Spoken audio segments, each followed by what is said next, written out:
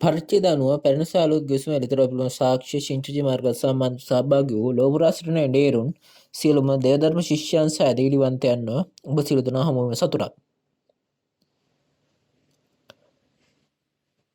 මම අද දවසේ මෙහෙවන්නා වන ශිංචජි ඊස් සභාවේ මතියස් ගෝත්‍රයේ ලී යොං සික් වෙමි.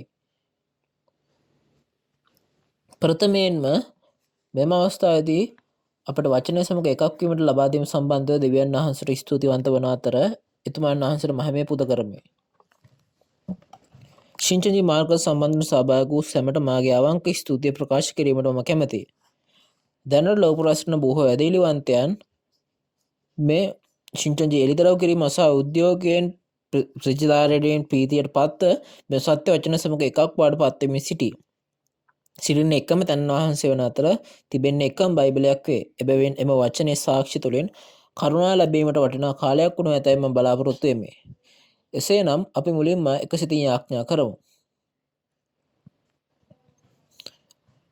ස්තුතිවන්තවන්තන්නා වූ මහිමවන්ත පියාණනි දෙවියන් වහන්සේ, අද දවසේ ඔබ වහන්සේ වටිනා වචනය අනාගත වාක්‍ය අපි ලබා දීමට ඔබ වහන්සේ දැක් වූ කරුණාවට ඔබ වහන්සේට අවංකව ස්තුතිවන්ත වෙමු.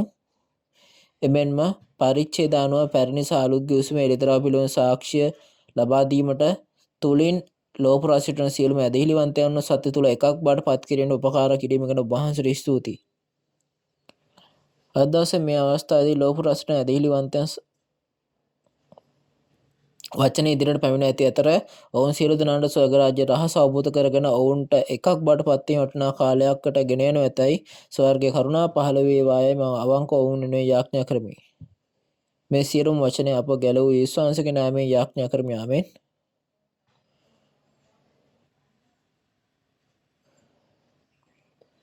අද දින දසවන පාඩම වන්නා වූ ස්වාමීන් වහන්සේගේ දෙවන පැමිණීම සහ ලෝකාන්තිමය පිළිබඳ යන ලකුණු යන තේමාව යටතේ මේ වචනේ සාක්ෂි දරනු ලබයි.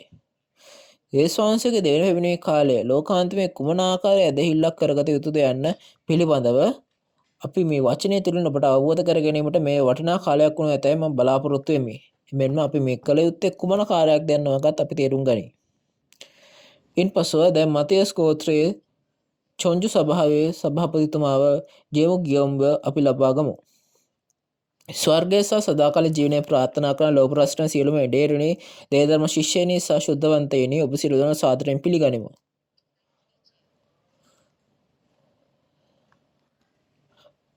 මම ශිංචජි ඊස් සභාවේ මතියස් ගෝත්‍රයේ චොංජු සභාවේ ප්‍රධානියා වෙමි.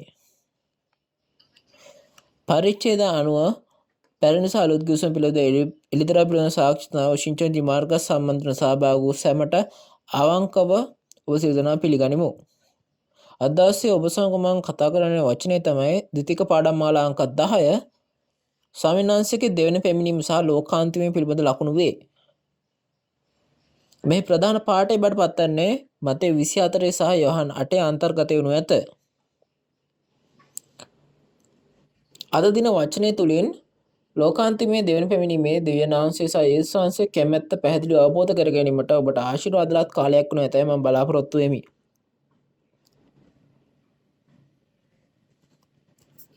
එතකොට අපි ප්‍රධාන මතේ 24ට බලන්න කලින් අපි මතේ 23 එක්ක මේ මතේ 24 තිබුණු සබතතාව ගොස් බලමු. මතේ 23 කතා කරන්නේ පළමු පැමිණීම අවස්ථාවේදී මානසික යෙරුසලමේ සිද්ධ වන්නට යන දේ ගැන තමයි කතා කරන්නේ. කෙසේ වෙතත් මතේ 24 වන දෙවියන් වහන්සේගේ දෙවෙනි පැමිණීම ගැන කතා කරන පරිච්ඡේදයේදී මේකේ ලෝකාන්තිමය ගැන කතා කරනවා. මෙන්න ස්වාමීන් වහන්සේගේ දෙවෙනි පැමිණීම ගැන කතා කරනවා. මෙන්න ආත්මික යෙරුසලමේ විනාශය ගැනත් කතා කරනවා. එනම් තෝරාගත්ත ජනතාවගේ සභාවට කුමක්ද වෙන්නේ කියන එකත් කතා කරනවා.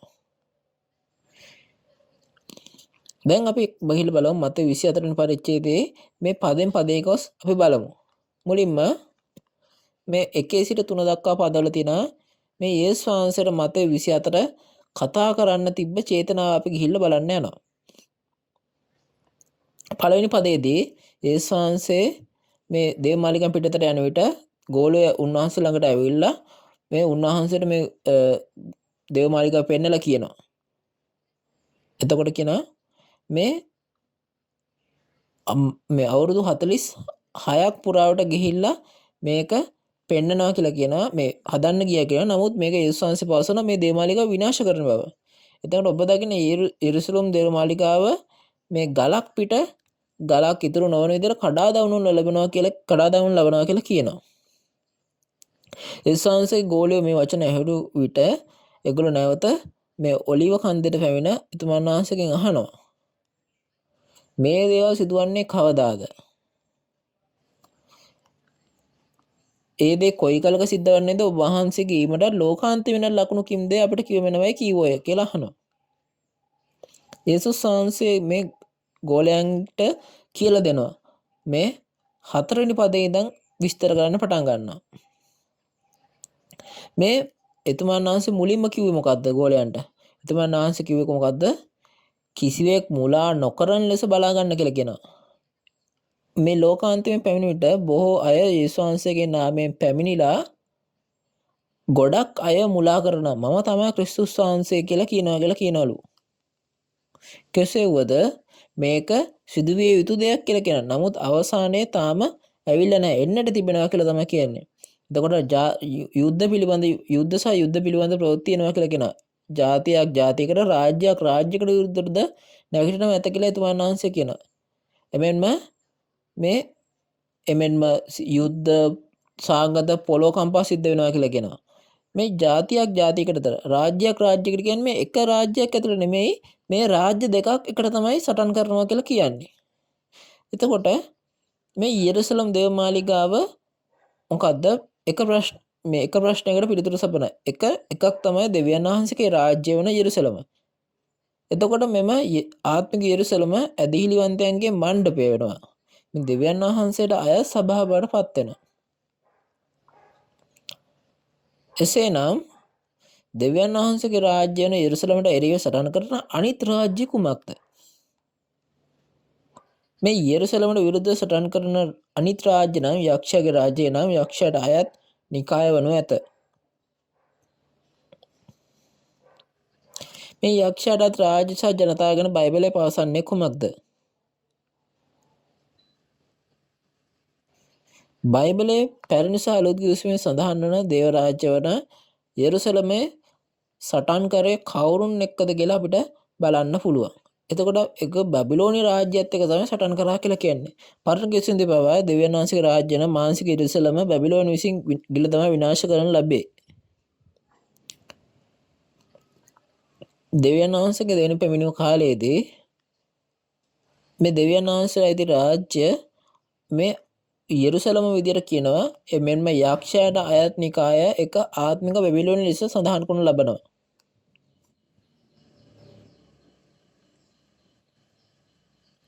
මේ මතේ 24 මේ තිබෙන මොන රාජ්‍යද කියලා ලියා නොතිබුණද ඔබට ස්වාමීන් වහන්සේගේ දෙවෙනි පැමිණීමේ සිදුවීම් විස්තරාත්මක වාර්තා කරන එළිදරව් පොත වෙත ගියොත් ඔබට සොයා ගන්න පුළුවන් මේ කුමන රාජ්‍යද කියන එක. එළිදරව් 13 වන පරිච්ඡේදයේදී අපි දැක්කා මණ්ඩප දේවාලිකාව එනම් ස්වර්ගය දකින්න. ඒ ස්වාමීන් වහන්සේගේ රාජ්‍ය වන බැවින් ඒ ස්වර්ගය ලෙස හඳුන්වන්නේ. ඒ නිසා ස්ථානයේ ආත්මික යෙරුසලම වේ. එතනද කියනවා හිස් 7ක් සහ 9000ක් ඇති මූර්ඛයෙකු පැමිණ මේ එහි සිටින ශුද්ධවන්තයන්ට එරෙහිව සටන් කර එම ඔවුන්ව පරාජ කරලා ඔවුන්ව පාලනය කරන බව කියනවා. මතෙව් 24 සහ ලූක් 24 මේ ශුද්ධවන්තයන් සිටින මණ්ඩප දේවමාලිකාව එක ස්වර්ගය වෙන දෙවියන් වහන්සේගේ රාජ්‍යය යෙරුසලම සහ හඳුන්වනවා. එතකොට එතනදී හිස් සහ මේ 9000 ඇති මූර්ඛයා එයට ඇතුළට සටන් කරන එළිදරව් 17 තිබෙනා බැබිලෝනිය ලෙස හඳුන්වනවා. එතකොට අපි දැන් ලෝකයේ එක් රටවල් තවත් රටවල් සමග යුද්ධ කරන දුක්බර පුවත් පසුගිය කාලේ අපිට අසන්න ලැබුණා. කෙසේ වෙතත් අද දින ප්‍රධාන පාඩේ මත 24 ස්වාමීන් වහන්සේගේ දෙවියන් පැමිණීමේ කාලයේ යුද්ධය යනු තෝරාගත් ජනතාවගේ සභාව වන යෙරුසලම සහ මේ අශුද්ධාත්මවල සභාව වන බබිලෝනිය අතර යුද්ධය තමයි සිද්ධ වෙන්නේ. මේක මේ මිසයිල බෝම්බ පිළිබඳ යුද්ධයක් නෙමෙයි. එතකොට මෙතන ආගමික යුද්ධයක්. මේක ආත්මික යුද්ධයක්. මේක ඉගැන්වීම් පිළිබඳ යුද්ධයක්. මෙන්න මෙතන කියනවා කොහොමද මේ සාගත සහ භූමිකම්පාද සිද්ධ වෙනවා කියලා කියනවා. මක් නිසාද?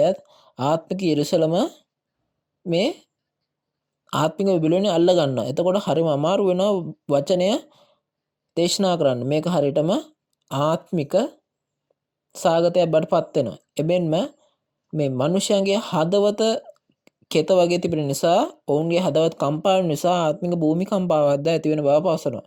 එතකොට මේ සියල්ලම ගාවිනාවල ආරම්භය කියලා කියනවා. එතකොට ඔව්හු නුඹලා පීඩා විඳින්න පාවා දී මරන්න ඔය කියලා කියනවා. එතකොට මේ ආත්මික යෙරුසලම මෙම ස්ථානයේ ඔවුන්න මරණ ස්ථානයක් බඩපත් වෙනවා. එතකොට ඒගොල්ලෝ එකිනෙකාට වෛර වෙලා පාවල දෙනවා කියලා කියනවා. එතකොට ඒගොල්ලන්ට දැක ගන්න පුළුවන් වෙනවා මේ යෙරුසලම කොච්චර දූෂිත වෙලාද කියන එක වගේ. එතකොට කියන කොහොමද බොහෝ බුරු අනාගත අක්‍රු නැගිට බොහෝ දෙනෙකු මුලා කරන්න ඕය කියලා කියනවා. එමෙන්ම අධර්මිෂ්ඨකම් බෝ වෙන බැවින් බොහෝ දෙනාගේ ප්‍රේමය හීනවන්නේ කියලා කියනවා. නමුත් අන්තිමේ දක්වා ස්ථිර සිටින්නාම ගැලවෙන්නේය. මේ දේවල් සිද්ධ වෙනකොට මේ යෙරුසලමට එතකොට කාවද අවසන් වෙන්නේ? කාවද විනාශ වෙන්නේ? මේ දූෂිත යෙරුසලම තමයි අවසන් වෙන්නේ. හරිද? එතකොට කවුද ජයග්‍රහණය කරනු ලබන්නා බවටපත් වෙන්නේ? මේ බබිලෝනිය නැමැති යක්ෂයාගේ රාජ්‍ය තමයි ජය ගන්නවා කියලා කියන්නේ. එතකොට මේ යෙරුසලම දෙවියන් වහන්සේගේ රාජ්‍ය මේ බබිලෝනියට තිබෙන යුද්ධයෙන් පරාජය වෙලා ඒගොල්ලෝ ගලක් පිට ගලක් ඉතුරු නොවන විදිහට මේ විනාශ වෙලා යනවා කියනවා. ඒ ආකාරයෙන් සියල්ල විනාශ වුණු ඇත කියලා කියනවා. මෙම රාජ්‍යයේ මේ සුභාරංචි සියලු ජාතින සාක්ෂියක් ලෙස මුළු පොළොව පුරා දේශනා කරනු ලබනවත් එවිට අවසානයේ පැමිණෙනවා කියලා තමයි කියන්නේ. එතකොට වෙන වචනයකින් කිව්වොත් මේ කියන්නේ කොහොමද? මේ වගේ කියන්නේ මුළු ලෝකයට මේක දේශනා කරන තැන වෙනකන් මේ දේ සිද්ධ වෙන්නේ නැහැ කියන එක. එතකොට මේවා මුළු ලෝකේ පුරා දේශනා කරන විට සැබෑ වෙලා අවසන් වන අනාගත වාක්‍ය වචනය බාටපත් වෙනවා. එතකොට මේ අවස්ථාවේදී අවසන් වෙන්නේ කුමක්ද? මේ අවසන් වෙන්නේ මොකද්ද? ආත්මික යෙරුසලම තමයි මේක අවසන් වෙන්නේ. මේ කියන්නේ මේ ලෝකේ රාජ්‍යයක අවසානය නෙවෙයි දෙවියන් වහන්සේට අයත් ආත්මික යෙරුසලමේ අවසානයේ බවටපත් වෙනවා. එතකොට මිනිස්සු කියනවා මේ යුද්ධය මේක ලෝකේ මානසික යුද්ධයක් කියලා කියනවා. එමෙන්න මේ ලෝක අවසානයේ මානසික ලෝකයේ අවසානයේ විදිහට මේගොල්ලෝ වරදාවට රගන්නවා. නමුත් යක්ෂයාගේ රාජ්‍යන බැබිලෝන් සමග ඇති වූ ආත්මික යුද්ධයේ ප්‍රතිඵලයේ විදිහට දෙවියන් වහන්සේගේ මාලිගාව වෙන ආත්මික යෙරුසලම උපමා කළ යෙරුසලම විනාශ වෙනවා. එතකොට මේක අපට සිද්ධ වුණොත් අප කුමක් කළ යුතුද? අපි ඊළඟ පදය හරහා අපි මේ 15 පද කිවා බලමු. එබැවින් අනාගත වක්තෘ දානියෙල් විසින් කියන ලද 15 කරන පිළිකුල සුද්ධස්ථානයේ තිබෙන නුඹලා යම් කලක දක්නහුද කියවන්නා තේරුම් ගනීවා. එකල දේ සිටින්නෝ කඳුවලට පලා යෙත්වා. මේ අනාගත වක්තෘ දානියෙල්ට අනුව පාලු කිරීමේ පිළිකුල මේ එක සුද්ධස්ථානයේ තිබෙන අධ්‍යයම් කලක නුඹලා දක්නහුද මේ එතකොට මෙතන සුද්ධ ස්ථානය කියන්නේ මොකද්ද? ආත්මික යෙරුසලම. එනම් දෙවියන් වහන්සේගේ මණ්ඩපය ගැන තමයි මෙතන කතාන්නේ. එතකොට මේ පාලු කරන පිළිකුල කියන්නේ කොහොමද? මේ බබිලෝනීය රාජ්‍ය එනම් විනාශකාරයෝ එනම් මේ යෙරුසලම විනාශ කරනගේ රාජ්‍ය බඩවත් වෙනවා. එතකොට මේ පාලු කරන පිළිකුල සුද්ධ ස්ථානයේ තිබෙනවා කියන්නේ මොකද්ද? මේ විනාශකාරයෝ ඇවිල්ලා මේ සුද්ධ ස්ථානය අල්ලගෙන අවසන් කිරීම තමයි කියන්නේ. එහෙනම් ඒ කාලේ මිනිස්සු මොනවද කළ යුත්තේ? ඔව් ඒක හරියි. එතකොට ඔබ කන්දට පලා යා යුතුයි කියලා තමයි කියන්නේ. මතේ 24:37 ඉඳන් අපි ගිහිල්ලා බලුවොත් සහ ලූක් 17:26 සිට 30 ඉඳන් කියන්නේ කොහොමද? ස්වාමීන් වහන්සේගේ නැවෙන්න පැමිණි කාලය නොවාගේ හා ලෝකයේ දවස් සහ සමාන බවට පත් වෙනවා. ඉතින් නොවාගේ කාලයේදී මේ නැව අවසානයේදී මේ රැඳෙන්නේ අරරත් කන්ද පිට. එතනදී තමයි උන්ට ගැලවීම හම්බෙන්නේ. ලෝත්ගේ කාලේදී පවා මේ සොදොම හා ගොමොරා ගින්නේ විනිශ්චය වන විට කන්දට පලායන ලෙස උන්ට කියනවා.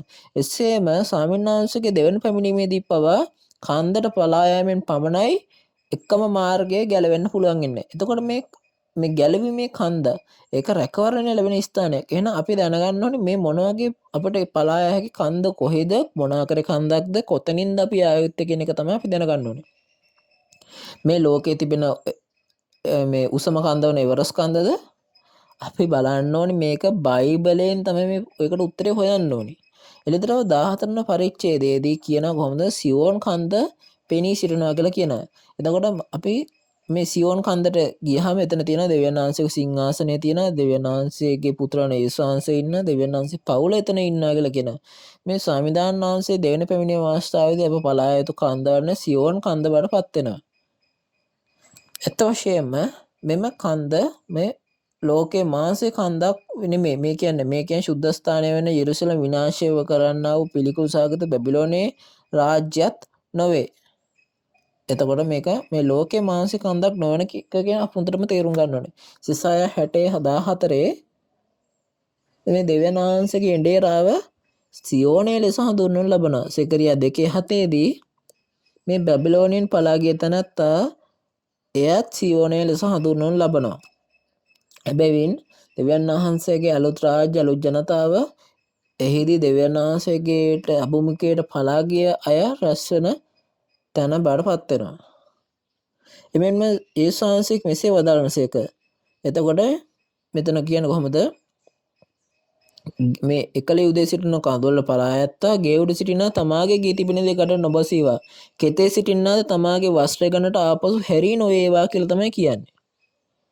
එතකොට මෙතන යේසුස් වහන්සේ කතා කරන්නේ මේ ගේ උඩ සිටින්නා කියලා කතා කරනවා. මේ ගේ උඩ ඉන්නවා කියන එකේ අර්ථය කුමක්ද?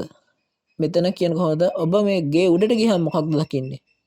ඒ කියන්නේ මේ අහස තමයි දකින්නේ. එම නිසා එතකොට ඒ තැනත්තා දෙවියන් වහන්සේට අයිති තැනත්තා වෙනවා. එතකොට මේ දෙවියන් වහන්සේට අයිති තැනත්තා වෙලා උඩට පස්සේ විනාශ වන අයගේ බඩු බහර ආයදී ගැනීමට යන්න ඕනේ නැහැ කියලා තමයි කියන්නේ. මන්ද ඔවුන් මේ විනාශ වන නිවසේ සිටින අය වෙන්නේ. ඉතින් වහලේ මත සිටින අයට විනාශ කරන්න සිටින ස්ථානයෙන් පිටතට පැනලා දෙවියන් වහන්සේට අයත් අලුත් තෝරාගත් ජනතාව වන අතර නිවසේ ඇති දේවල් විනාශ කරන්නන්ගේ වෛශ්‍යාකමේ දැනුමේ ප්‍රතිඵලයටපත් වෙනවා. යහපත හා නපුරය දැනගැනීමේ ඵල තමයි අර ගේ ඇතුලේ තියෙන්නේ. එතකොට ඒ වගේම කියන කොහොමද? නමුත් ඒ දවස්වල ගර්භණීන්ටත් කිරිදෙන ස්ත්‍රීන්ටත් දුක් වේ කියලා කියනවා. එතකොට කවුද මේ ගර්භණීන් කියන්නේ කවුද? කවුද මේ කිරිදෙන ස්ත්‍රීන් කියන්නේ කවුද? මේක තේරුම් ගන්න පුළුවන් හරියටම අපි අපෝස්තල පාවුල්තුමා පැවසු දේ සලකා බැලුවොත් මේ පහසෙන් තේරුම් ගන්න පුළුවන්. 1 කොරින්ති 3:2 පාවුල් කියනවා කොහොමද? පාවුල් කිරි ලබා දුන්නා කියලා කියනවා. වෙන වචනෙන් කිව්වොත් මේ පාවුල් කිරි දෙනවා කියලා. පාවුල් කාන්තාවක් නෙමෙයි. එහෙනම් එයා මේ මව් කිරි ලබා දෙන්නේ කොහොමද? ගලාති 4:19 අපිට පවසනවා පාවුල් කියන කොහොමද මේ දරු ප්‍රසූතියේ වේශමාංශය විදිනවා කියනක. අනිවාර්යයෙන්ම පැහැදිලිව කිව්වොත් පාවුල් කියන්නේ පිරිමියෙක්. එහෙනම් එයා දරු ප්‍රසීදිය ලබන්නේ කොහොමද? මේ කියන්නේ කොහොමද? මේ මානසික දෙයක් ගැන මේ කතා කරන්නේ. මේක ආත්මිකව තමයි මේ කතා කරන්නේ. එතකොට මේ මව් කිරි ලබා දෙවියනෝ ආත්මික කිරි ලබා දීම. එනම් ආත්මික ආහාරය දෙවියන් වහන්සේ වචනයෙන් පෝෂණය කිරීම. එසේම ස්ත්‍රිය පුරුෂයෙකුගෙන් බීජ ලබා දරුවෙකු බිහි කරනාseම එඬේරයිගොත් දෙවියන් වහන්සේගේ වචන වේද බීජ ලබාගෙන ශුද්ධවන්තයන් බිහි කරනු ලබයි.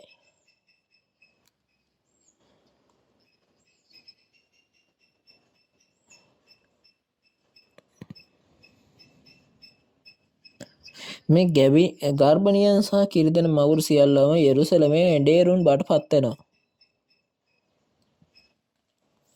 යෙරුසලමේ එඬේරුන් බැබිලෝනයට විරුද්ධව සටන් කළ සටන පරාජය වෙලා එතකොට එතන ඔවුන්ට මේ දුක ලැබෙනවා කියලා කියනවා. එතකොට ඔවුන්ට ඒක බියජනක වෙනවා කියලා කියනවා. එතකොට එමෙන්ම මේ ඔබගේ පලාම ශීත කාලයේවත් සබත් දවසකේ නොවනසේ ආඥා කරනමක් නිසාද ලෝකේ පටන් ගැනීම නිසාද මේ නුවණා වූ මතු කොයි කලකවත් නොතිබුණා වූ මහත් පීඩාවක් ඒ කාලෙදී වන්නේය. එතකොට ඒ කියන්නේ කොහොමද? මේ ඒ කාලේ මහත් පීඩාවක් වෙනවා කියලා කියනවා. මේ ලෝකේ පටන් ගැනීම ඉඳන්ම වෙච්ච නැති දෙයක් සිද්ධ වෙනවා කියලා කියනවා. එතකොට මේ ලෝකේ පටන් ගැනීම කියන්නේ කොහොමද මන්ද? මේ ආත්මික යෙරුසලම පටන් ගත්ත කාලය ගැන කියනවා. එතකොට මේ ලෝකේ පටන් ගැනීමෙන් පසු මේ අලුත් යෙරුසලම නිර්මාණය වූ පසුව යෙරුසලම විනාශ කරන්නන් විසින් විනාශ කරන ලැබුණ අතර එමෙන්ම රාජ්‍ය සහ ඒ ශුද්ධවන්තයන් සියලු දෙකලම උදුරා ගන්නවා කියලා කියනවා. එතකොට එවැනි විශාල පීඩාවක් කවදාවත් සිදු වෙලා නැහැ කියනවා. ඒ දවස් ලුහුරු නොකරන්නේ වී නම් කිසියෙක් කෙනෙක් නොගැලවෙන්නේ. නමුත් තෝරාගෙන ලැබුවන් නිසා ඒ දවස් ලුහුරු කරනු ලබනවා කියලාත් කියනවා. ඒ කියන්නේ කොහොමද මේ යෙරුසලම පැරණි කිසිම යෙරුසලම බැබිලෝනිය විසින් මේ විනාශ කරපු කාලයක් තියෙනවා. පැරණි කිවිසුමේදී යෙරුසලම බැබිලෝන විසින් අවුරුදු 70ක් තෙක් විනාශ කරන ලදී. කෙසේ වෙතත් ස්වාමීන් වහන්සේගේ නැවත පැමිණෙන විට අලුත් ගිවිසුම සම්පූර්ණ වන කාලයේදී මේ විනාශ වීමේ කාලය අඩු වනු ඇත. එතකොට මේ මෙලිදරව 13 වන පරිච්ඡේදයේ ප්‍රධාන පරිච්ඡේදයට ගියොත් මේ විනාශයේ කාලය මාස 42ක් දක්වා අඩු කරනවා කියලා කියනවා. එතකොට මේ ආකාර විනාශ කිරීමේ කාලය සිටි කිරීමට හේතුව තමයි මේ තෝරාගත් ජනතාව මාංශයෙන් ගැලවීම ලබා ගැනීම සඳහා තමයි මේ දේ සිද්ධ කරනු ලබන්නේ. එතකොට ඊළඟ ලබා දුන් වචනය කොහොමද? මේ අනුතුරු ඇඟීමේ වචන ලබා දෙනවා. මෙතන කියන කොහොමද? කවුරු හරි කිව්වත් මේ එක්කලා යමෙක් කතා කොට බලව ක්‍රිස්තුස් වහන්සේ මෙතනේ අතනේ කියලා කිව්වට නුඹලා විශ්වාස නොකරන්න කියනවා. මක්නිසාදයත් බොරු ක්‍රිස්තුවරුද බොරු අනාගත අක්තුරුද නැගිට පුළුවන් නම් තෝරාගනු ලැබුවන් පවා මුලා කරන ලෙස මහත් ලකුණුද පුදුමද දක්වනවා කියන එක. එතකොට මේ මොකද්ද උන්වහන්සේ වනාන්තරයේ සිටින්නේ කියනම් පිටත්ත නොයන්න. ඒගොල්ලන් විශ්වාස කරන්න එපා කියලා කියනවා. මක්නිසාදයත් කියන්නේ කොහොමද? මක්නිසාද යම්සේ පෙරදිග විදුලිය පෙරදිග නික්ම අපරදිග දක්වා පෙනේද මනුෂ්‍ය පුත්‍රයාගේ ඊමත් එසේ වන්නේ කියලා කියනවා. මේ යේසුස්වහන්සේ මාංශයෙන් ආවොත් මෙහෙම මේ එහෙම් මෙහෙම් පෙනී සිටින්න එන්නේ නැහැ. මාංශයෙන් නැහැ. බයිබලයේදී කියන්නේ කොහොමද? ආත්ම මේ අකුණු වගේ විදුලිය වගේ මේ ඉක්මනින් යන ඉක්මන් ක්‍රියාකාරීත්වයක් තියෙනවා. එතකොට දෙවෙනි පෙමිණි කාලේදී එතුමන් වහන්සේ මේ එන්නේ කොහොමද? මේ පෙරදිග මේ විදුලිය පෙරදිගෙන් නික්ම අපරදිග දක්වා පේන විදිහට එනවා. ඒ කියන්නේ මේ ආත්මයෙන් එනවා කියන එක කියන්නේ. එතකොට මෙහෙම අරම මේව එනවා කියන එකෙන් මේ මුලා වෙන්න එපා කියලා කියනවා. එතකොට අපි දැන් 29 ඉඳන් 31 දක්වා පදයක් ගිහිල්ලා බලමු.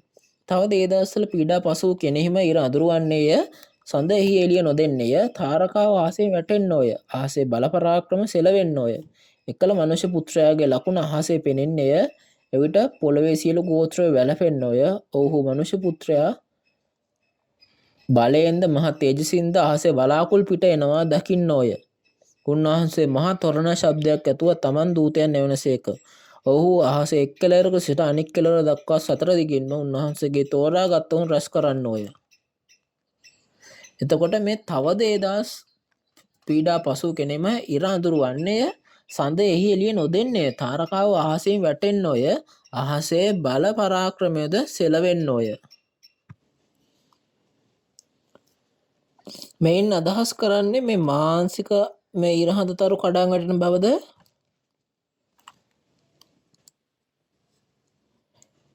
එතකොට එහෙම වුණා නම් මේ මුළු ලෝකයේ පොළොව කියන එක කිසිම විදිහකට පවතින්න බෑ. මෙතනදී කියන්නේ කොහොමද? මේ ඉරහඳතරු කියන්නේ කොහොමද? මේ ඒක උපමාවක් විදිහට තමයි ගන්නෙ. මේ උත්පත්ති 37 9 ඉඳන් 11 දී අපි දකින්න පුළුවන් දෙවියන්වහන්සේගේ තෝරාගත්ත පවුල වන යාකොබ්ගේ පවුල ඉරහඳතරු ලෙස හඳුන්වන ලබන බව පෙනී යනවා. එතකොට මෙතනදී විනාශ වෙලා යන අහස කියන්නේ කොහොමද? යෙරුසලම් මණ්ඩපය වන අතර සමිදානාංශක දෙන් පැමිණීමේදී මේ යෙරුසලමේ දේවාලයේ සිටින ජනතාව ඉරහඳතරු විදිහට හඳුන්වලා තියෙනවා. මේ ඉරහඳතරු අඳුරු වෙලා මේ ආලෝකය නොදීමට හේතුව නම් යෙරුසලමේ එඬේරුන් සහ ධර්ම ප්‍රචාරකයන් ඒගොල්ලෝ විනාශ වෙලා දෙවියන් වහන්සේගේ වචනේ ආලෝකය ලබා දීමට නොහැකි වීම නිසායි. එසේම මෙතන ස්වර්ගස්ථන දෙවියන් වහන්සේට අයත් වූ නමුත් ඔවුන් ආරම්භයේදී ඔවුන් විනාශ වූ නිසා ඔහු ස්වර්ගයෙන් පොළොවට වැටුණා කියලා තමයි කියන්නේ. මේක මේ මාංශක ලෝකයේ අවසානය නොව මේ යෙරුසලමේ අවසානය තමයි මේ කියන්නේ. වෙනත් වචන වලින් කිව්වොත් මේ යෙරුසලම යනෝ මාංශික යෙරුසලමේ අවසානය තමයි මේ ලෝක අවසානය කියන්නේ. මතේ 24 ආරම්භයේදී යේසුස් වහන්සේගෙන් ගෝලිය අහන්නේ ලෝකාන්තිමයටත් ඔබ වහන්සේගේ නැවතීමටත් ලකුණු කින්දේ කියලා තමයි අහන්නේ.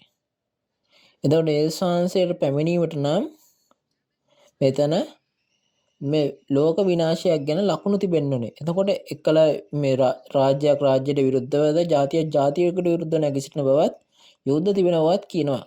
එතකොට මේ කියන්නේ දෙවියන් වහන්සේට අයත් සභාවන යෙරුසලම සහ යක්ෂයාගේ සභාවන බබිලෝනිය අතර යුද්ධයක් තිබෙන අතර මේ බබිලෝනිය විසින් යෙරුසලම විනාශ කරලා කියලා තමයි කියන්නේ. මේ යේසුස් වහන්සේගේ දෙවෙනි පැමිණීම සඳහා මේ දේවල් සිදු යුතු බව අපට පවසනවා. ඉතින් මේ ඉර හඳතරු අඳුරු වී ගිය වැටුණු පසුව මෙතනදි කියන්නේ කොහොමද මේ ස්වාමීන් වහන්සේ මේ කොහොමද මහත් වූ බලයෙන්ද තේජසින්ද වලාකුළු පිට එනවා දකින්න ඔය කියලා කියන. උන්වහන්සේ මහා තොරණ ශබ්දයක් ඇතුව තමන් දූතයන් එවනසේක ඔහු අහසේ එක් කෙළවරක සිට අනෙක් කෙළවර දක්වාම සතර දිගින් උන්වහන්සේගේ තෝරාගත්තුන් රැස් කරන්න ඔය කියලා කියනවා. එතකොට මොකක්ද මේ දේව දූතයන්ට මේ ඒගොල්ලෝ තෝරාගත්තුන් රැස් කරන්නේ ඇයි? එතකොට පළවෙනි පැමිණීමේදී වපුරපු බීජය මතක 13ට අනුව පළවෙනි පැමිණීමේදී වපුරන ලද බීජයේ ඉදුණු ඵල ඒගොල්ලෝ මේ නෑබුල් ඵල බවට පත් වෙන විදිහට එළිදරව් 14 දී ඒගොල්ලෝ අස්සන් නෙලනවා. ඒගොල්ලන්ව ගෝත්‍ර 12 වෙනි නිර්මාණය කිරීම සඳහා එළිදරව් 7 දී මුද්‍රා තබනවා කියලා කියනවා. මතේ 8:11 ඉඳන් 12 දී අපි ගිහලා බලුවොත් කියන්නේ කොහොමද?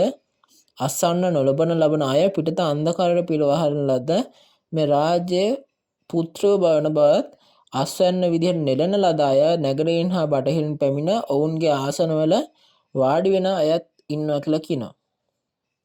මේ ආකාරයට ස්වර්ග රාජ්‍යයේ මේ ආකාරයේ ලෝකාන්තිමේ දෙවන පැමිණීමේදී දෙවියන් වහන්සේගෙන් ඇදහිල්ල වැටුණු යෙරුසලම ඇදහිල්ල වැටිලා ඒ යෙරුසලමට මේ ඇතුළට බැබිලෝනේ ඇතුල් වෙලා විනාශ කළා ඒක අවසන් කරනවා කියලා කියනවා.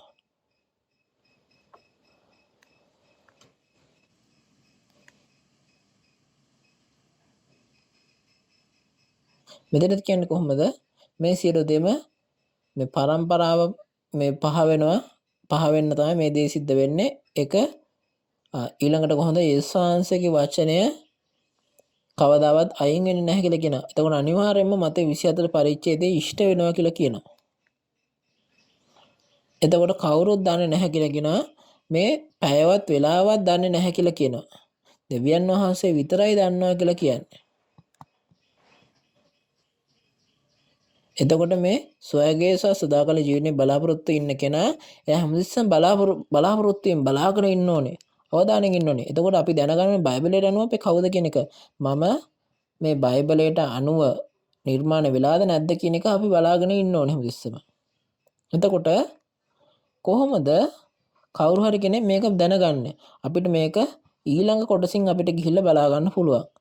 එතකොට මේ එකම කෙතේ දෙන්නෙක් ඉන්නවා එක්කෙනෙක්ව අරගන්නවා අනිත් කෙනාව එතන මේ එහෙමම තියලා යනවා කියලා කියනවා. එතකොට එමෙන්ම මේ ස්ත්‍රියන් දෙදෙනෙකු අඹුරුම් ගල අඹරුවෙන් සිටිනවා ඇත එක්තැනැත්තියක් ගනු ලබන්නේ එක්තැනැත්තිය අතහරුම් ලබන්නේ කියලා කියනවා.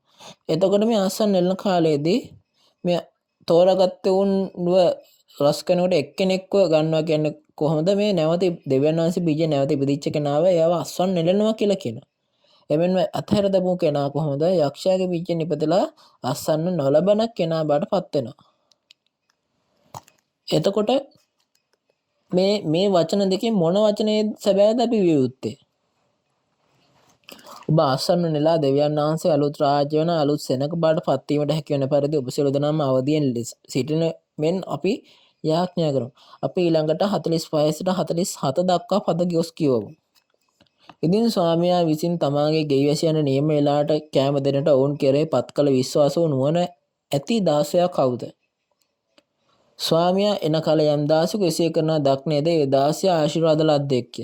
සැබෑවක් නුඹලාට කියමි. ඒ ස්වාමියා තමා සන්තක සියල්ල කෙරෙහි ඔහු අධිපති කරන්නේය. අවසාන වශයෙන් ඒ ස්වාමීන් පැවසුවේ මේ විශ්වාසවන්ත වූ නුවණැති දාසයෙකු ස්වාමියාගේ ගෙදර කෙරෙහි වගකීම බාර දීලා නියම වේලාවට ආහාර ලබා දෙන්න පත් කරනවා කියලා කියන. එතනදී කියන්නේ කොහොමද ස්වාමියා තමා සතු සන්තක සියල්ල කෙරෙහි අධිපති කරන්නේ කියලා කියනවා. එතකොට මේ කතා කරන කාලය මොන වගේ කාලයක්ද? එතකොට මේ නියම වේලාවට ලබා දෙන ආහාර මොනවාද? එතකොට ඒ ස්වාංශයෙන් මෙතන සියලු දේ ලබා දෙන විශ්වාසවන්ත වූ නියමිත දාසයා කවුද? මෙතනදී මේ ලෝකාන්තිමේ යෙරුසලම විනාශ වන කාලය මේ අස්සන් නෙළන කාලය. අද 24 යනෝ මෙතන ස්වාමීන් වහන්සේ මෙලොව සිටියේදී දෙවෙනි පැමිණීම ගැන කතා කරපු අනාගත වාක්‍ය වලටපත් වෙනවා. එතකොට එළිදරව් 13 යනෝ එළිදරව් පොත සම්පූර්ණ උට සිදුවීමක් වන අතර මතේ 24 සහ එළිදරව් 13 යනෝ ස්වාමීන් වහන්සේ මණ්ඩපෙන යෙරුසලමේ විනාශය ගැන තමයි කතා කරන්නේ. එතකොට මේ කියන්නේ දෙකම එකම අන්තර්ගතයකින් තමයි කතා කරනු ලබන්නේ. මේ හරි කාලෙදී ලැබෙනා මේ ආහාර මාංශය සඳහා නොව ඒ ආත්මය සඳහා ආහාර බවට පත් වෙනවා.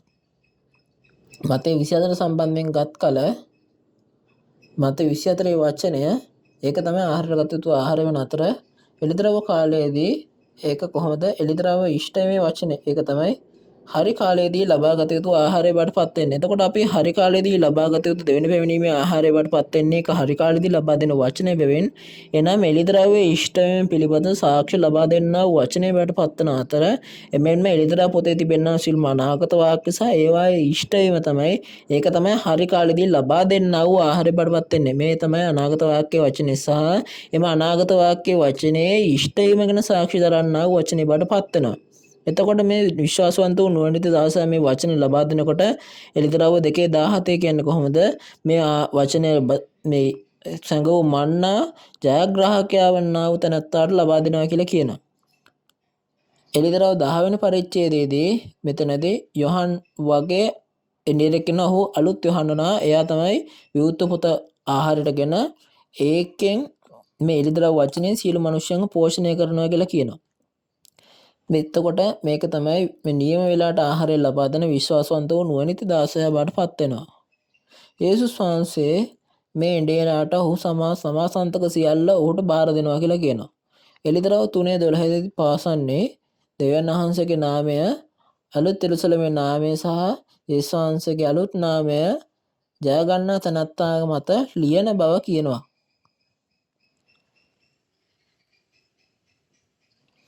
මේ පළමු පැමිණි දෙවියන් වහන්සේ සියලු දේ යේසුස් වහන්සේට බාර දුන්සේම දෙවන පැමිණීමේදී ජය ගන්නා තැනැත්තට යේසුස් වහන්සේ සියල්ල බාර දෙනු ලබයි. එතකොට මෙම එඬේරා අලුත් කිසිමේ පොරොන්දු එඬේරා බවට පත්වනු ඇත. මේ සමිඳාන් වහන්සේගේ දෙවන පැමිණීමේදී මිනිසුන් මේ පොරොන්දු එඬේරා හමුවීමේ කාලයට නොව දෙවියන් වහන්සේ ලබා දෙන්නා වූ ආහාරය ලබාගෙන එය අනුභව කර සදාකාලික ස්වර්ගය ලැබෙන්නා වූ සදාකාලික ජීවනයට ඇතුළු යුතු නොවේද? කෙසේ වෙතත් යක්ෂයාගේ ආහාරය වන වෛශාකමේ මුද්‍රික පානය මිනිස්සු මත් වෙලා වැටිලා ඉන්නවා කියන මේ අවස්ථාවේ වැටිලා ඉන්නවා කියලා තමයි මෙතන කියන්නේ. එළිදරව් 18 වෙනි පරිච්ඡේදයේදී සියලු ජාතීන් වෛශාකමේ මුද්‍රික පානය සමග කඩා වැටලා තියෙන බවත් ඔවුන් මේ අශුද්ධාත්ම සංඝ වෛශාකම කරන බවත් එදහිල්ලෙන් වැටෙනවා කියලා කියනවා. එතකොට මේ වෛශාකමේ මුද්‍රික පානයෙන් මත් වෙලා යක්ෂයාගේ සමාජිකයන් වන අය කොහෙද ඉන්නේ? ඔබ හරි. ඔවුන්ට අවසාන ප්‍රතිඵලය වෙන්නේ ඔවුන් නිරයට යනවා. නමුත් ඔවුන් මේ බීමත්ව සිටින නිසා ඔවුන් දන්නේ නැහැ ඔවුන් කොහෙද යන්නේ කියන එක. එතකොට ඒගොල්ලන්ට මේ දේශනා කළ සත්‍ය වචනය ලැබලා නැහැ. එතකොට ඔවුන් ඒ වෙනුවට පීඩා කරලා මරලා දාන කට්ටිය බඩපත් වෙන. ඒක හරියටම පළවෙනි පැමිණීම වගේ සිද්ධ වෙනවා කියලා තමයි කියන්නේ. අපි දැන් ගිහිල්ලා කියමු යොහන් 8:44 සිට 45 කියවමු. නුඹලාගේ පියව් යක්ෂයා ගැන්නේ. නුඹලාගේ පියාගේ තෘෂ්ණාවන් ඉෂ්ට කරන්න කැමතියි. ඔහු පටන් ගැනීමේ සිට මිනී මරන්නේක් කියා ඔහු තුළ සැබෑකම නැති හේන් ඔහු සැබෑ නොපෙතුනේය. ඔහු බොරුවක් කියන කල තමාගේම දේ කියයි. මක් නිසාද ඔහු බොරුකාරයෙක්? බොරුවේ පියාය. මා නුඹලාට සැබෑව කියන හේන් නුඹලා මා අදහගන්නේ නැත. මේ පළමු පැමිණීම කාලයේදී පැරණි කිසිමේ ඉෂ්ටීමේ එළිදරව් කිරීමේ පිළිබඳ මේ සාම්ප්‍රදායික යුදෙව් ආගම ඉන්න කට්ටියට තමයි ඒ සංසි සාක්ෂි දරන්නේ. ඒ කාලයට අනුව පළවෙනි පැමිණීමේදී ඔබ අනුභවන කළ යුතු ආහාරය එයයි. ඒ තමයි දෙවියන් වහන්සේගේ සත්‍ය වචනය. නමුත් යුදෙව්වරු මේකට අහුම්කම් නොදුන් අතර එතුමන් වහන්සේගේ සාක්ෂියට විරුද්ධව ඒගොල්ලෝ බොරු කියනවා. එතකොට එහෙනම් කාගේද ඔවුන්ගේ පියා කවුද? යේසුස් වහන්සේ සාක්ෂි දුන්නේ ඔහුගේ පියා යක්ෂයා කියලා තමයි කියන්නේ. එතකොට එම නිසා ඒගොල්ලෝ සත්‍ය ගැන ඒගොල්ලන් සාක්ෂි දුන්නද ඔවුන් විශ්වාස නොකළ අතර ඔවුන් යේසුස් වහන්සේට පීඩා කිරීම, අපහාස කිරීම සහ මරා දැමීමට උත්සාහ කළේය. එලෙසම මතේ 24 වෙනි පරිච්ඡේදයේ ස්වාමීන් වහන්සේ දෙවන පැමිණීම අවස්ථාවේදී පොරොන්දු එඬේරා එළිදරව් පොත ඉෂ්ට විපරීත සාම්ප්‍රදායික සභාවට සාක්ෂි දුන්සේක. දෙවන පැමිණීමට අනුව මේක ඒ දෙවෙනි පැමිණීමේ ආහාර අනුභව කළ යුතු ආහාරය. මේක තමයි හරි කාලේදී ආහාරගත යුතු දේ. නමුත් ඔවුන් මේ වචනට අහුම්කම් නොදී බොරු කියන්නේ නම් ඔවුන්ගේ පීඩා කර මරා දමන්නේ නම් ඔවුන්ගේ පියා කවුද?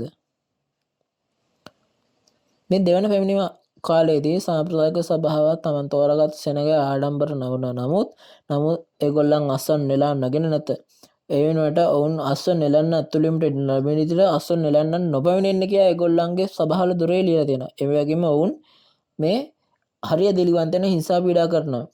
එමෙන්ම අලුත් ගිවිසුමේ අනාගත වාක්‍ය ඉෂ්ට වී තිබව සවන් නොදුන් අදවිලිවන්තයන් වන අතර එමෙන්ම ඒගොල්ලෝ බලහත්කාරයෙන් ආගමට හැරවීම එමෙන්ම බලහත්කාරයෙන් සිරගත කිරීම එමෙන්ම ඇදිලිවන්තයෝ 4 දෙනෙක්වත් ඒගොල්ලෝ මරලා දැම්මා. යොහන් 16ට අනුව මතෙව් 10ට සහ මතෙව් 25ට අනුව මේ යක්ෂයාගේ රාජ්‍ය දෙවියන් වහන්සේගේ අලුත් රාජ්‍ය වෙන ගෝත්‍ර 12ට පීඩා කරන ලබනවා කියලා කියනවා. මේ හැම කාලයකම එක් යුගයට පීඩා කළ අය කවුද? පීඩාට පත් වූ අය අයිති කාටද?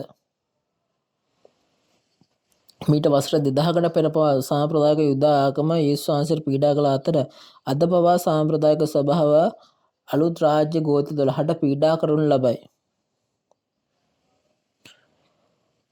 යේසුස් වහන්සේගේ වචනය අනුව ඔබ පීඩා කරන්නේ නැද්ද? එහෙම නැත්නම් පීඩාට පත් වූ අයෙක්ද? ඔබ අස්වන්න විදියට නෙලපු අයෙක්ද? නැතහොත් අස්වන්න විදියට නෙලන නොලද අයෙක්ද කියන යන වගේ ඔබ සිතා බැලීමට අවශ්‍යයි. එසේම අද දින පොරොන්දු වෙන්ඩේරා ජයගන්නා සහ අලුත් දෙවියන් වහන්සේ අලුත් රාජ්‍ය අලුත් ජනතාව විනාශ නොවනු ඇත. නමුත් විනාශ වී අවසන් වන්නේ මේ විනාශකාරයන් විනාශ වන අතර ස්වාමීන් වහන්සේගේ සදාකාලික රාජ්‍ය පිහිටුණු ඇත. බයිබලය තුලින් ඔබට පොරොන්දු වෙන්ඩේරා සහ පොරොන්දු දේව රාජ්‍ය සොයා ගැනීම වෙනුවෙන් මම යාඥා කරමු. මම අද දවසේදී අද පාඩය අවසන් කරන්න. මතේ 23 අපි කතා කරන්නේ මේ පළමු පැමිණීම අවස්ථාවේදී යෙරුසලම ගැන කතා කරන අතර මතේ 24 වෙනි අවස්ථා පරිච්ඡේදයේ ස්වාමීන් වහන්සේගේ දෙවන පැමිණීම අවස්ථාව වෙන යෙරුසලම ගැන කතා කරනවා. සංවිධාන වහන්සේගේ දෙවන පැමිණීමේ සිදුවන සිදුවීම් ලෙස දෙවියන් වහන්සේගේ රාජ්‍ය වන යෙරුසලම සහ යක්ෂයාගේ රාජ්‍ය වන බැබිලෝනිය අතර යුද්ධයක් ඇති වෙනවා කියලා කියනවා. එතකොට මෙම කන්දයි දෙවියන් වහන්සේගේ අලුත් රාජ්‍ය සහ අලුත් ගෝත්‍ර 12 බවට පත් වෙනවා. එතකොට මේ අවස්ථාවේදී මේ සියොන් කන්ද තමයි යම් කිසි කෙනෙක් ගැලවීම ලබා ගන්න ඕනේ. මේ තමයි දෙවියන් වහන්සේගේ අලුත් රාජ්‍ය ගෝත්‍ර 12 බවට පත් වෙන්නේ. එතකොට මේ අවස්ථාවේදී විශ්වාසන්ත නූතන 16 ඔහු හරි වෙලාවේදී ආහාර ලබා දෙනවා කියලා කියනවා. එතකොට අපි හොයා ගන්න ඕනේ මේ අලුත් ගිවිසුමේ පොරොන්දු ඉන්දියාවන්ව ජයගත්තා එනම් අලුත් යහන්නත් සොයාගෙන එමෙ එලිදරව් වචන ලබාගෙන අනුභව කරලා මේක අසන්න නෙලා විදිහ නෙලා ගන්න ඕනේ. එතකොට ඇත්තේ ලබා දුන්නත් ඒගොල්ලෝ ඇත්ත විශ්වාස නොකරලා හිංසා නොකරපු සාම්ප්‍රදායික යුදාගම් වගේ අපි වෙන්න නරකයි. අපි බයිබලයට අනුව තමයි නිර්මාණය වෙන්න ඕනේ. ඊළඟ වතාවේදී මට වඩා හොඳින් පණිවිඩ ලබා දිය හැකි දේශකතුමෙක් පැමිණ ද්විතීක පාඩම් මාලා අංක 11. එතනකදී අපි කියන බැටළු පැටවාගේ සරණ මංගල්‍ය සහ තෙල් සහ පහන් යන මාතෘකාව යටතේ මතේ 25 ප්‍රධාන පාඩය කියන වචනේ සාක්ෂි දරනු ඇත. එතකොට අපි ඔබ ඊළඟ දවසේදීත් දැකීමට බලාපොරොත්තු වෙන සිටිමු. අවසාන වශයෙන් මම දෙවියන් වහන්සේ තුළ යේසුස් වහන්සේ තුළ we are one යන අර්ථයෙන් හඳුනාගෙන අවසන් කරමු. අපි ಜಾති ආගම් කුල ભેද ඉක්මවා දෙවියන් වහන්සේ තුළ එකයි. we are one. අපි හැමෝම එකට යාඥා කරමු. ස්තුතිවන්තව ප්‍රශංසා සහගත පියන්නේ දෙවියන් වහන්සේ අපි ඔබ වහන්සේට අතිශය ස්තුතිවන්ත වෙමු. මේ අවස්ථාවේදී ශින්චුන්චි මාර්ග සම්මන්ත්‍රණය වචන වල සවන් දීමට සියලුම එඬේරුන්ට දේවධර්ම ශිෂ්‍යයන්ට සහ ලෝකවල සිටින ඇදහිල්ලේ පවුලට අවස්ථාව ලබා දීම සම්බන්ධයෙන් දෙවියන් වහන්සේට සහ යේසුස් වහන්සේ කෙරෙහි විශ්වාස කරන සියලුම දෙනාට මේ ලබා දුන් කරුණාවට අවංකව ස්තුතිවන්ත වෙමු.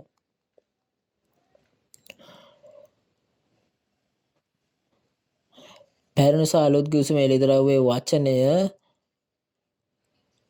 මේ සයවැදෑරු මූල ධර්ම වෙන කවුද කවදාද කොහේද කෙසේද යන කොටස් 6ට අනුව අපට එළිදරව්වේ මඟ පෙන්වීම අනුභව කරමින් අපට මේක තේරුම් ගැනීමට සහ ඇසීමට දැකීමට ඇසක්ද ඇසීමට කනක්ද එමෙන්ම තේරුම් ගැනීම හදවතක් ලබා දෙනු වෙනවා. එමෙන්ම දෙවියන් වහන්සේගේ රාජ්‍ය තුල අපි සියලු දෙනාටම පෝෂණය වෙන තෙක් ආත්මයෙන් හා අපේ මානසික ශක්තිමත් කරමින් යාඥා කරමි. මේ සියලු දේ යේසුස් වහන්සේගේ නාමයෙන් යාඥා කරමි. ආමේන්. අවසානයේ දක්වා සවන් දීම ගැන ඔබ සියලු දෙනාට ස්තුතියි. බැරළි පැටවා සමග සරණ මංගල්‍ය යන්නේ අදහස් කරන්නේ කුමක්ද දැන් ඔබ දන්නවද? අනික ඔබ දන්නවද ඔබ මේ විවාහ වෙන්නේ කවදාද කොතනද කියලා දන්නවද? ඔබ තෙල් සහ පාන් සූදානම් කරගෙනද ඉන්නේ?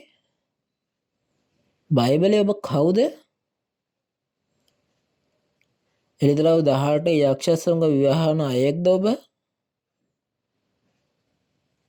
එසේත් නැත්නම් එළිදරව් 19 බැටළි පැටවා සමග විවාහ වන අයෙක්ද?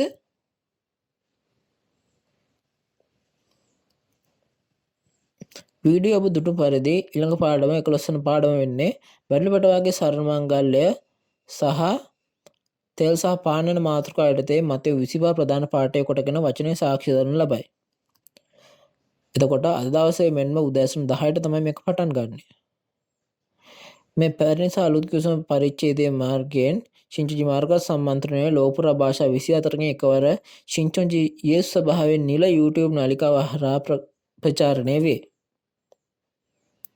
සිංචොන්ජිය සමග එකක් වට කැමැති ලෝපුර අසින සියලුම නිකායන්ට සුභාරංචි රාශියක් පැමිණෙන අප වෙත.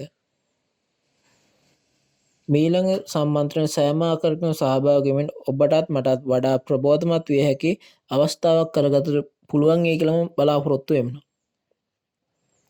අද දවසේ ඔබ ඇසූ පණිවිඩයට අමතරව ඒ ස්වාංශයේ ශිංචොන්ජි යේසුස් සභාව ගැන වෙනත් වචනයක් හෝ වෙනත් ප්‍රශ්න තිබේ නම් කරුණාකර තිරේ පෙන්න ඇති එක් ගෝත්‍රයේ නියුත අංකයා මතන්න.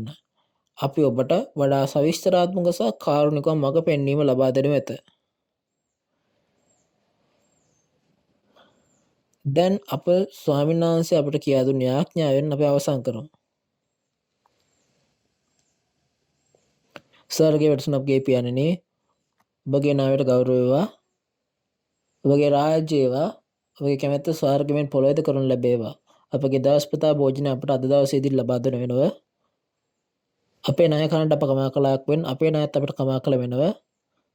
ඔබ පරීක්ෂාවට නොපුරවා නපුරාගෙන අප ගැලවෙනව. රාජ්‍යද බලයද මහිමයද සදාගන සදාගලටම වහන්සේගේ.